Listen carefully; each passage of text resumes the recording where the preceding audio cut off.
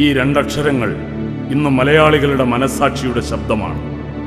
കഴിഞ്ഞ 65 വർഷമായി അനുസ്യൂതം തുടരുന്ന ഒരു കമ്മ്യൂണിസ്റ്റ് വിപ്ലവകാരിയുടെ അചഞ്ചലമായ കുതിപ്പുകൾ, മണ്ണിനും മനുഷ്യനും വേണ്ടി എല്ലാത്തരം ചൂഷക ശക്തികൾക്കും എതിരായി അക്ഷീണം തുടർന്നുകൊണ്ടിരിക്കുന്ന ഇതിഹാസ തുല്യമായ ധർമ്മയുദ്ധങ്ങൾ. CPIM പോളിറ്റ് ബ്യൂറോ അംഗവും കേരളത്തിൻ്റെ പ്രതിപക്ഷ നേതാവുമായ സഖാവ് VS അച്യുതാനന്ദൻ്റെ ജീവിതത്തിൽ ഒരിക്കലും വിശ്രമം എന്ന പദം വിരുന്നു വന്നിട്ടില്ല. 60 വർഷം മുമ്പ് പുന്നപ്രയിലും വയലാറിലും സർസിപിയുടെ യന്ത്രത്തോക്കുകൾക്ക് മുന്നിലേക്ക് കുതിച്ചു മുന്നേറിയ ആ ധീരജീവിതം മൂലധന ശക്തികൾക്കും വലതുപക്ഷ രാഷ്ട്രീയ ദുർഗങ്ങൾക്കുമെതിരായ പുതിയ പോരാട്ടങ്ങൾ ഇന്നും തുടർന്നുകൊണ്ടേയിരിക്കുകയാണ്.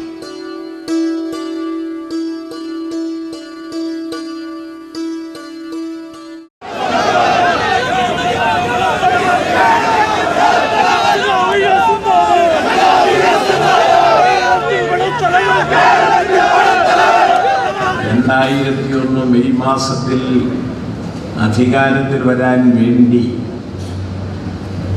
കോൺഗ്രസ് നയിക്കുന്ന UDF കേരളത്തിലെ ഭൂരിപക്ഷ ന്യൂനപക്ഷ വർഗീയ ശക്തികളെയെല്ലാം തന്നെ കൂട്ടുപിടിച്ച് ഇടതുപക്ഷ ജനാധിപത്യ മുന്നണിയെ തോൽപ്പിച്ച് കേരളത്തിലെ സമ്പന്ന വർഗത്തെയും മാഫിയകളെയും സഹായിക്കാൻ വേണ്ടി അവരെല്ലാം തന്നെ കൂട്ടുപിടിച്ചൊരു മുന്നണി ഉണ്ടാക്കി. പഴയ മുന്നണി വർഗീയതയുടെ രൂക്ഷത വർദ്ധിപ്പിച്ചുകൊണ്ട് ശക്തിപ്പെടുത്തി. അതിനുശേഷം ഇറക്കിയ മാനിഫെസ്റ്റോ ഇതിനകം ഏറെ പഴകി ദ്രവിച്ചു കാണുമെന്നുള്ളത് കൊണ്ട് അതിൽ പറഞ്ഞിരുന്ന കാര്യങ്ങൾ ഒന്നും തന്നെ നമുക്ക് മറക്കാൻ കഴിയുന്നതല്ല. കേരളത്തിൽ 42 ലക്ഷം അഭ്യസ്തവിദ്യരായ തൊഴിൽ രഹിതരാണുള്ളത്. അവരെയും അവരുടെ കുടുംബാംഗങ്ങളെയും ഉദ്ദേശിച്ചുകൊണ്ട് കോൺഗ്രസ് പുറപ്പെടുവിച്ച മാനിഫെസ്റ്റോയിലെ ഒന്നാമത്തെ വാഗ്ദാനം, ഞങ്ങൾ അധികാരത്തിൽ വന്നാൽ 15 ലക്ഷം അഭ്യസ്തവിദ്യരായ യുവതീ യുവാക്കൾക്ക് PSC വഴിയുള്ള തൊഴിൽ നൽകുമെന്നായി.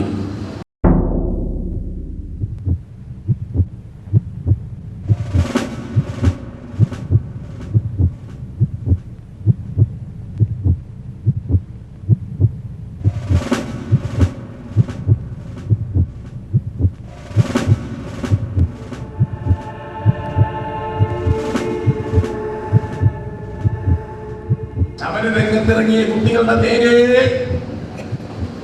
ഓടകളിലെ അഴുക്കുവെള്ളം നിറച്ച ജലപീരങ്കി അവരുടെ നേരെ ചീറ്റിച്ചു. ഇലക്ട്രിക് ലാത്തിയാണ് അവരുടെ നേരെ പ്രയോഗിച്ചത്. അതിനുശേഷം അതിർത്തികളിൽ നമ്മുടെ ശത്രുക്കൾ നമ്മുടെ ഭൂമി തട്ടിയെടുക്കുവാൻ വരുമ്പോൾ അവരെ എറിഞ്ഞോടിക്കാൻ വേണ്ടി പട്ടാളക്കാർ ഉപയോഗിക്കുന്ന ഗ്രനേഡ് പോലീസ് നമ്മുടെ കുട്ടികളുടെ നേരെ, പെൺകുട്ടികളുടെ നേരെ പോലും എറിയുകയാണ്.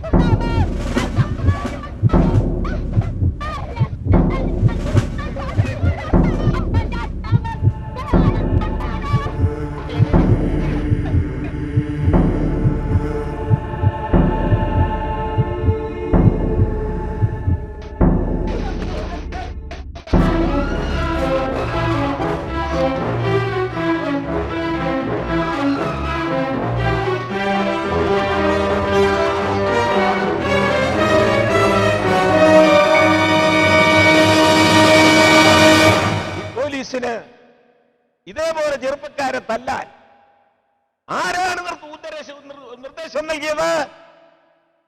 അടിക്കുന്ന വടി പിടിച്ചുകൊണ്ടിരിക്കുന്നവന്റെയും മക്കൾക്ക് ഈ ആനുകൂല്യം കിട്ടുമ്പോൾ തൊട്ടി നുണയേണ്ടവനാണ് ഈ അടിക്കുന്നവനെന്ന് അടിക്കുന്നവർ ഓർക്കുന്നുണ്ട്. ആ സ്ഥിതിയിലുള്ള മർദ്ദനം അടിച്ചുവിടുമ്പോൾ തന്നെ ഈ മാനേജ്മെന്റിന്റെ ചെവിക്ക് പിടിക്കാൻ ഉള്ള നത്തല് ആന്റണിക്കോ ഗവൺമെന്റിനോ ഉണ്ടായില്ല. പറകവീര പറയുകെന്നുടെ ശീർഷമുന്നതമെൻ ശിരസിൻ മുന്നിൽ ഹിമവത് ശൈലശൃംഗം വിനയപൂർവം തലകുനിപ്പു പറകധീര. പറകവീര പറയുകെന്നുടെ ശീർഷമുന്നതമെൻ ശിരസിൻ മുന്നിൽ ഹിമവത് ശൈലശൃംഗം വിനയപൂർവം തലകുനിപ്പു പറകധീര. സ്വാശ്രയ കോളേജുകൾ, പ്രൊഫഷണൽ കോളേജുകൾ ആരംഭിക്കുമ്പോൾ അവിടെ മെറിറ്റഡ് ആയിട്ടുള്ള കുട്ടികൾക്ക് സർക്കാർ കോളേജിലെ ഫീസിൽ അഡ്മിഷൻ വാങ്ങിത്തരാം, അതുകൊണ്ട് നിങ്ങൾ വടക്കോട്ടിനി പോകണമെന്നില്ല എന്ന് ശുദ്ധഗതിക്കാരായ രക്ഷകർത്താക്കൾ കുട്ടികളുമായി കേരളത്തിൽ തന്നെ നിന്നു. പ്രതിവർഷം 36,000 രൂപ തന്നാൽ എഞ്ചിനീയറിംഗ് കോളേജിൽ കുട്ടികളെ അഡ്മിറ്റ് ചെയ്യാമെന്ന്. സർക്കാർ കോളേജിലെ ഫീസ് എത്ര? 3000. സ്വാശ്രയ കോളേജിലെ ഫീസ് എത്ര? അതിന്റെ 12 ഇരട്ടി, 36,000. മുഖ്യമന്ത്രി എന്തെങ്കിലും പറയുന്നുണ്ടോ, ഗവൺമെന്റ് എന്തെങ്കിലും പറയുന്നുണ്ടോ എന്ന് രക്ഷകർത്താക്കൾ ഉറ്റുനോക്കി. ഒന്നും മിണ്ടുന്നില്ല. എങ്കിലും കുട്ടികളുമായി മുഖ്യമന്ത്രി പറഞ്ഞതനുസരിച്ച് സ്വാശ്രയ മാനേജ്മെന്റിനെ സമീപിച്ചു നോക്കാം എന്ന് പറഞ്ഞ് കരുതി അവർ സ്വാശ്രയ മാനേജ്മെന്റിന്റെ അടുത്തേക്ക് കുട്ടികളുമായി അഡ്മിഷന് വേണ്ടി പോയി. എന്റെ മോൻ മെറിറ്റഡ് ആയിട്ട് പാസ്സായിട്ടുള്ള മോനാണ്. അവനെ ഇവിടെ ചേർക്കാനാണ് കൊണ്ടുവന്നിട്ടുള്ളത്. ചേർക്കാമല്ലോ, 36,000 എടുക്കൂ.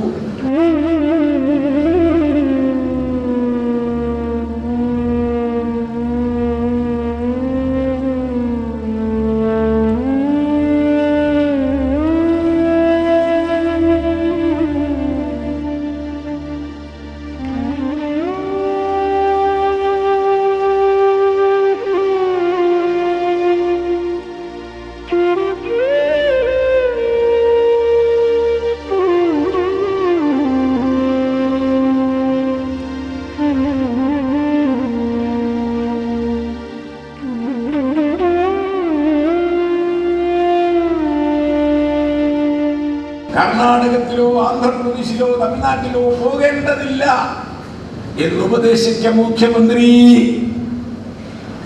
മാനേജ്മെന്റിന്റെ അമിതമായ ഫീസിന്റെ പ്രഖ്യാപനം വന്നതിന് ശേഷം വാ തുറന്നിട്ടില്ല.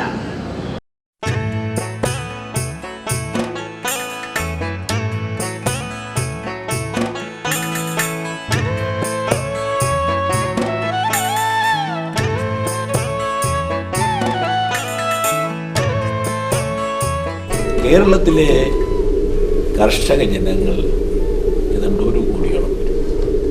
3/4 കോടിയോളം കൃഷിക്കാരും 21 ലക്ഷം കർഷക തൊഴിലാളികളും അടങ്ങുന്നതാണ് കേരളത്തിലെ കർഷക ജനത.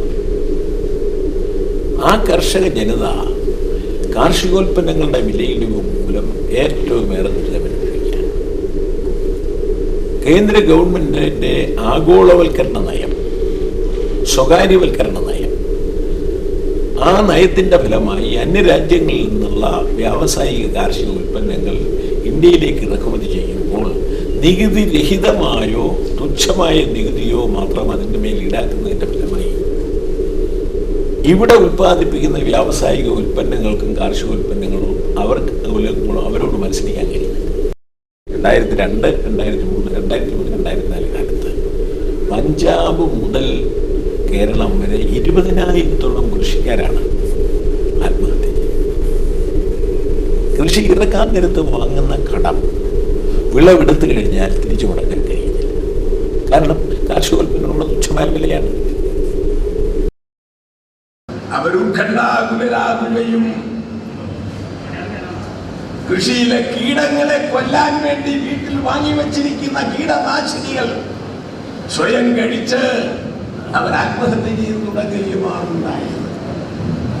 ആന്റണി ഉമ്മൻചാണ്ടി ഭരണകാലത്ത് നമ്മുടെ കേരളത്തിൽ 1500 കൃഷിക്കാരാണ് ആത്മഹത്യ ചെയ്തത്.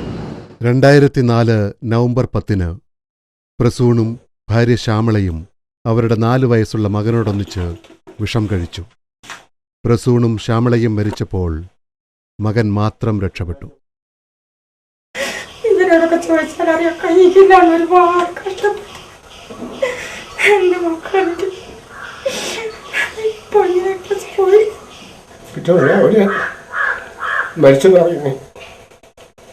പിന്നെ ഇനി മോനോ വിചാരിച്ച് ചേച്ചി ഇങ്ങനെ അടിച്ച് നടക്കുന്ന ജീവിക്കാനും കഴിയില്ല, മരിക്കാനും കഴിയാത്ത ജീവിതമായി കഴിക്കുന്നത്.